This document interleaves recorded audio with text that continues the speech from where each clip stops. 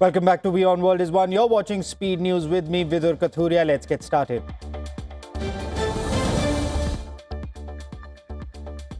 US President Donald Trump has denied reports that his top military officer opposed a strike on Iran. US media reported that General Dan Kane, chairman of the Joint Chiefs of State, had warned of risks including munition shortages, lack of allied support, and possible long-term entanglement. Trump dismissed the reports as inaccurate, writing on Truth Social that while no one wants war, General Kane believes any military action against Iran would be easily won.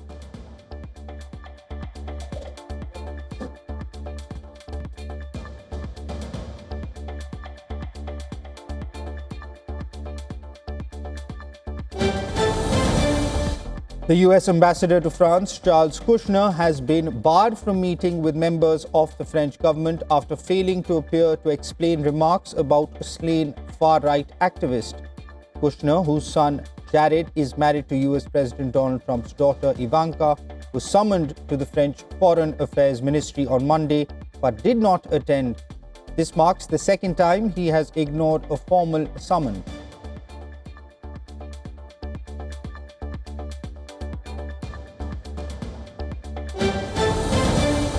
Three people were killed when the US military struck a vessel in the Caribbean Sea. It said it was carrying drug smugglers. The Southern Command released footage showing the boat exploding after the attack, adding the vessel was on a known narco-trafficking route. No US forces were harmed. The strike raises the death toll from such operations since last year to about 150.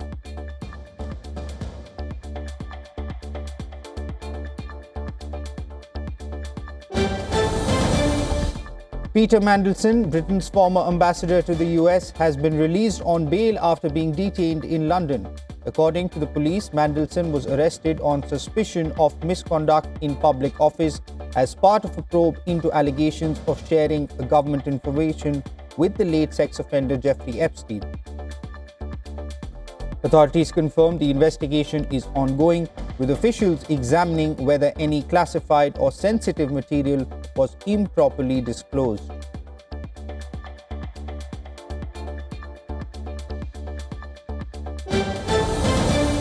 In Mexico, smoke rose over Puerto Vallarta following reports that Nemesio Oseguera, also known as El Mencho, leader of the Jalisco New Generation Cartel, had died in custody after a military operation by Mexican special forces in Jalisco state.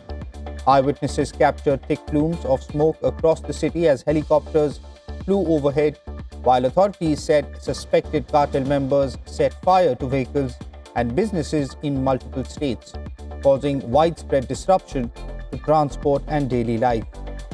Officials confirmed no civilian casualties as security forces work to restore order in the affected areas.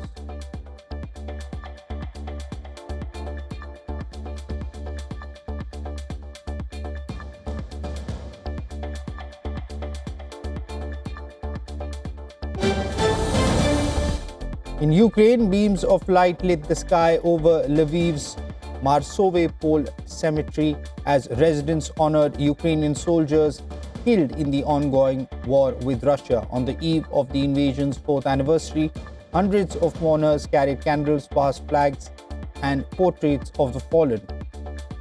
The commemoration came as Russia continues drone and missile strikes on Ukrainian energy infrastructure, part of a campaign Kyiv says aims to break the nation's will.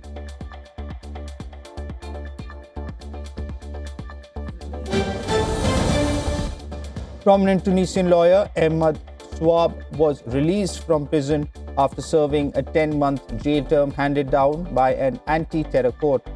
He was detained in April 2025 for criticizing a mass trial of public figures, including those he defended, and alleging judges were under political pressure to hand down harsh sentences.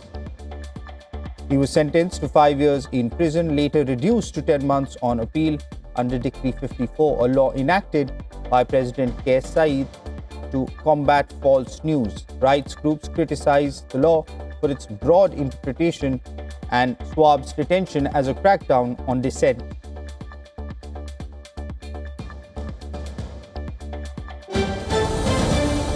South Korea's former president Yoon Suk-yeol has lodged an appeal against his conviction for insurrection, which stemmed from his controversial 2024 martial law declaration.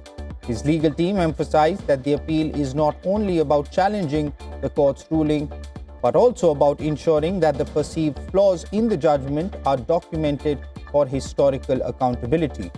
In their statement, Yoon's lawyers asserted that they felt a duty to highlight the problems with the verdict, both within the judicial record and for the broader judgment of the history in the years to come.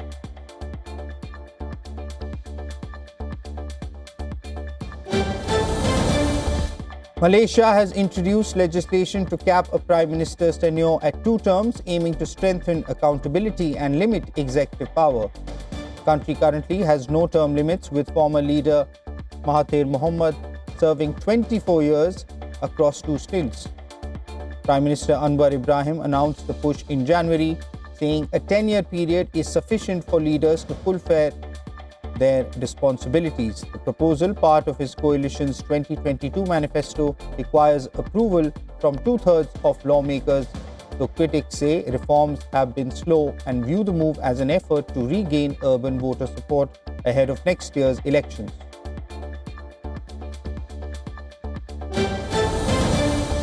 North Korean leader Kim Jong-un has pledged to strengthen and develop the country's economy over the next 5 years, calling the period a full-scale progress phase. The announcement came during the ongoing 9th Party Congress of the ruling Workers' Party, where members are setting major policy goals across military, foreign policy, industry, and agriculture. State media said Kim urged a revolution in thought, technology, and culture to ensure projects are well managed. Meanwhile, Chinese President Xi Jinping sent congratulations on Kim's re-election as the party general secretary, while Kim's sister Kim Yo-jong received a promotion to party department director.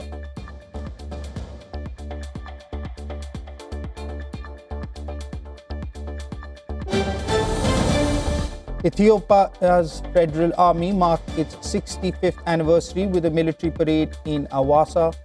Parade comes against the backdrop of renewed tensions along the border of the northern Tigray region, which was the site of a devastating civil war from 2020 to 2022. Prime Minister Abiy Ahmed was seen attending the event, observing the parade and saluting troops as they marched past in formation.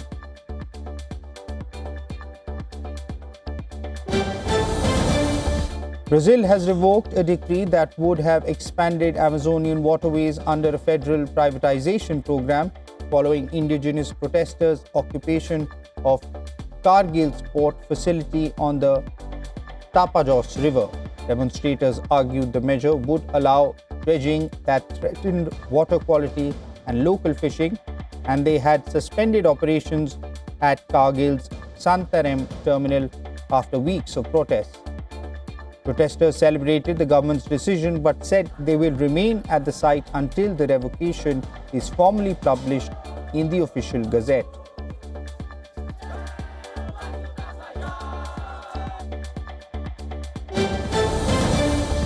Cross-border traffic has resumed between the Democratic Republic of Congo and Burundi at the Kavimira border post in Uvira after authorities reopened the frontier following a closure of more than 2 months during an offensive by the Rwanda-backed M23 armed group. The crossing is a vital commercial lifeline for nearby communities, particularly in Gatumba, Burundi, where many residents rely on small-scale trade.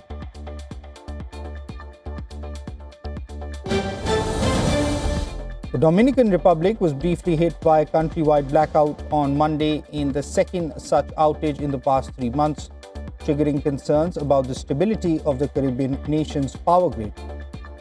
The blackout snarled traffic, disrupted public transportation, and forced some businesses to close as crews scrambled to restore power. The country's main power plants abruptly stopped supplying energy before noon, causing all other plants to shut down.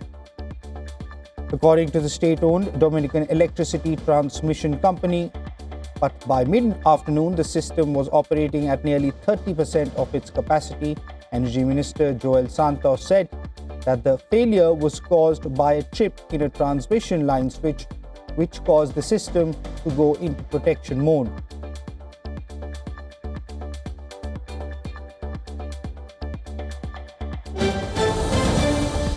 In India, all 7 people on board an air ambulance were killed after it crashed in the state of Jharkhand on Monday.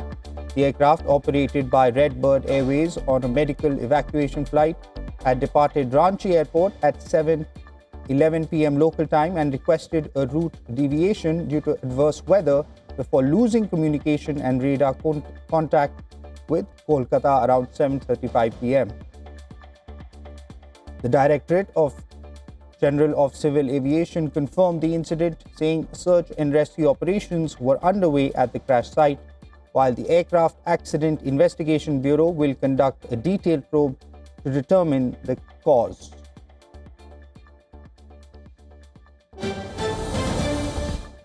More than 40 million people across the northeastern US were under severe weather warnings as a powerful nor'easter swept through the region. Air travel ground to a halt with more than 5,700 flights cancelled. Train and bus services were also suspended, leaving commuters stranded. Thousands of homes and businesses lost power as the storm intensified, and winds gust reaching 113 kilometers per hour raised the risk of falling trees and prolonged outages. In New York City, a state of emergency continues to remain in effect. More than 2,600 sanitation workers and 2,300 plows have been deployed to clear the streets. Mayor Zoran Mamdani has ordered residents to remain off the roads. Non-essential travel ban kept most residents indoors, while buses and ambulances fitted with snow chains moved slowly through Manhattan.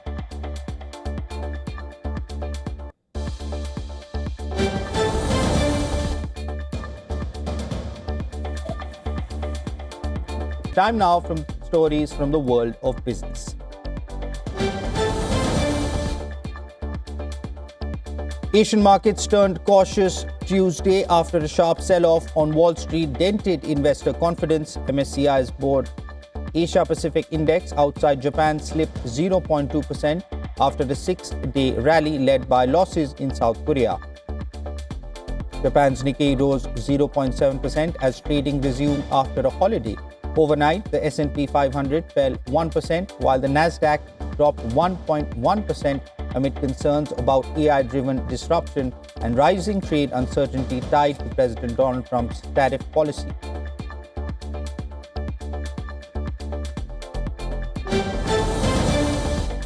Oil prices are hovering just below 7-month highs as traders weigh renewed US-Iran nuclear talks and fresh uncertainty over US trade policy. Brent crude slipped 0.1% to $71.40 a barrel after touching $72.50, its highest level since late July. Markets are closely watching a third round of US-Iran talks set for Thursday in Geneva amid rising Middle East tensions and US warnings of consequences if no deal is reached. At the same time, President Donald Trump's plan to lift temporary tariffs to 15% is adding to global trade uncertainty. Gold pulled back from a 3-week high as a firmer US dollar pressured bullion prices. Spot gold fell 1.5% to $5,150.38 an ounce after earlier hitting its highest level in more than 3 weeks. US gold futures dropped 1.1% to $5,170.70. The stronger dollar made gold more expensive for overseas buyers, offsetting support from ongoing US tariff uncertainty and rising tensions between Washington and Tehran. Federal Reserve Governor Christopher Waller signaled rates could stay on hold in March if labor data improves. Markets are currently pricing in 3/4-point rate cuts this year. Other precious metals also declined, with silver down 3.1%, platinum off 2.9%, and palladium falling 2.1%.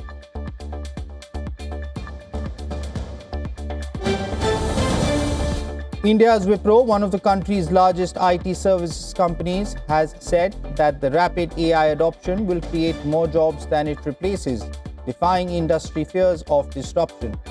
Chief strategist Hari Shetty calls AI probably the single biggest opportunity since the internet, saying it will drive demand for skills like model training, data curation, and responsible AI. Shetty adds that current automation debates miss the broader shift towards autonomous enterprises that will need IT firms to work closer with clients.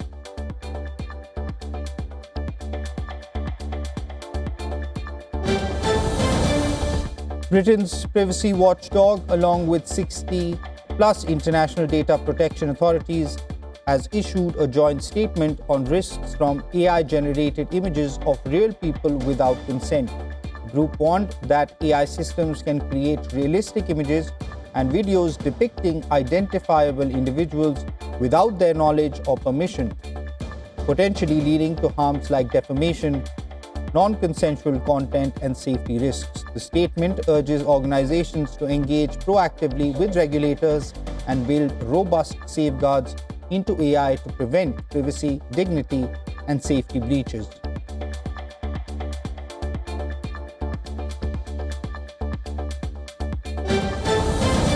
OpenAI has launched the Frontier Alliance to help companies scale AI adoption beyond pilot projects.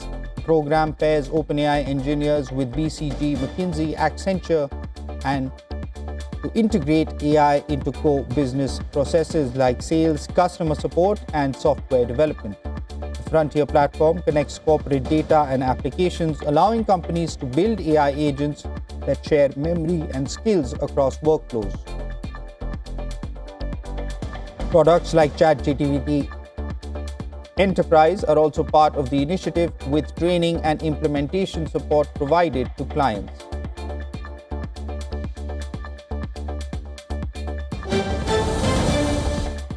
West Indies began their Super 8 stage at the T20 World Cup with a 107-run win over Zimbabwe.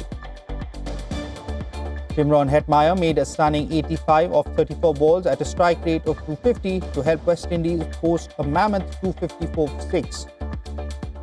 West Indies' total was the second highest in T20 World Cup history. No team had ever successfully chased more than 230 runs at the Wankhede Stadium in T20 Nationals or the IPL. And that record remained intact. Zimbabwe were bowled out for 147 in 17.4 overs. This emphatic win could prove crucial for the Windies, who now boast a net run rate above 5. They face South Africa and India in their final 2 Super 8 games.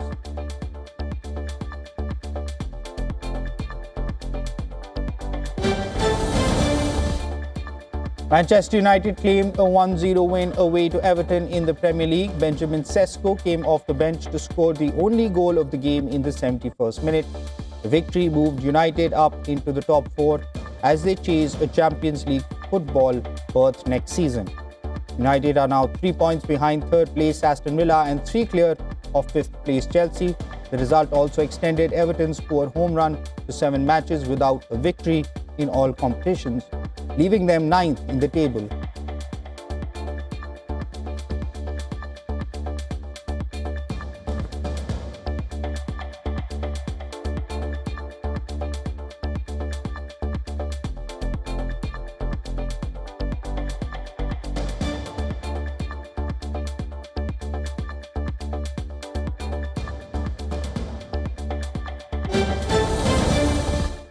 The gold medal winning US Olympic women's hockey team has declined an invitation to President Donald Trump's State of the Union address, citing scheduling conflicts. The invitation came after Trump phoned the US men's team on Sunday as they celebrated their historic Olympic victory. During the call, he even offered to send a military plane to bring the players to Washington, D.C. Trump also joked that he would be impeached if he did not extend an invitation to the women's team as well.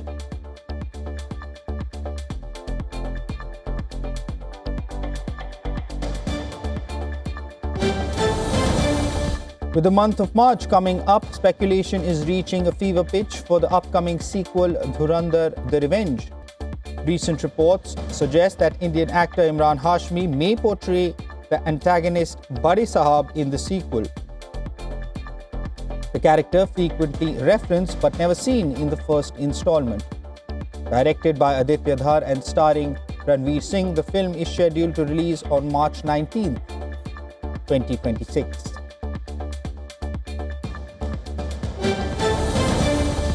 Fresh of its victory at the 2026 BAFTA Awards, the Manipuri film Boom is finally coming to Indian theatres. Produced by Excel Entertainment and directed by Lakshmi Priya Devi, the heartwarming story follows a young boy's journey to find his missing father. It is slated for a limited release in cinemas on September 19th.